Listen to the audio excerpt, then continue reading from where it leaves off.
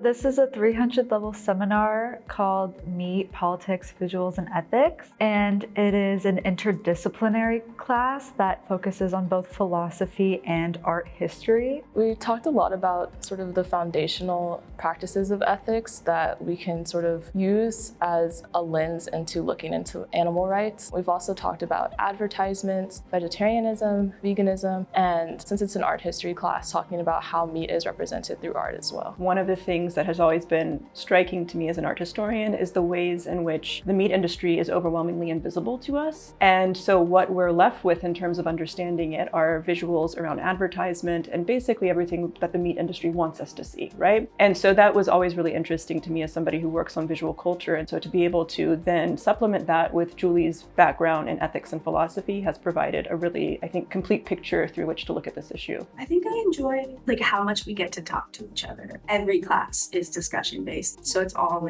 your own ideas and how other people's ideas and thoughts about it kind of shift yours. I know I've come into class thinking one way about it and then realizing that I was approaching it very differently from somebody else and that I preferred their way of thinking. In this class, we are very, I think, generously calling it 2 field trips. So one field trip that we took, we went to Unity Sanctuary Farms. We spent an afternoon learning about the sanctuary and being guided through the stories of the animals who are there and also being able to feed them all romaine lettuce, which was delightful. And our second field trip is a very short field trip from Jewett to the Science Center, where there is a brand new food lab. So our plan for our last class together is that the 2 of us are going to prepare a vegan lunch for our students while they talk with one another about their final projects. I think this is a really important course because it's interdisciplinary, and so you're able to see how philosophy and art history really interact with each other.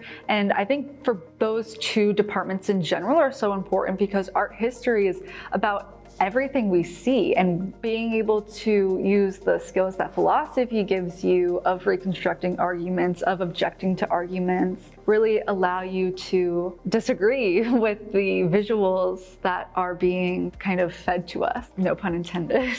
It can be heavy at times, but I think it's really worth it for just how it impacts the way you see the world. I think this semester has been the most impactful of my Wellesley College career, in part because of this class. The purpose of this course is not conversion. We're not trying to turn everyone into a vegan. The purpose of this course is to understand systems and to understand actually what's happening behind the meat industry. And one of the things that I consistently find really telling are these aha moments that our students have when they realize the scale of this industry and the ways in which it's somehow managed to go completely unnoticed in their eyes. I think it's really vital that courses like this are offered because it makes us take a second and think about the community that we're surrounding ourselves with. We're active members and participants of the environment, and that includes animals. And I don't think that we fully recognize all the ways that animals are mistreated, and whether that's miseducation or if we're not actively engaging with the world around us. But I think it is important that we start somewhere, and so I'm really glad that we have such an active class that's really excited and eager to get into the community. I think for a class at Wellesley,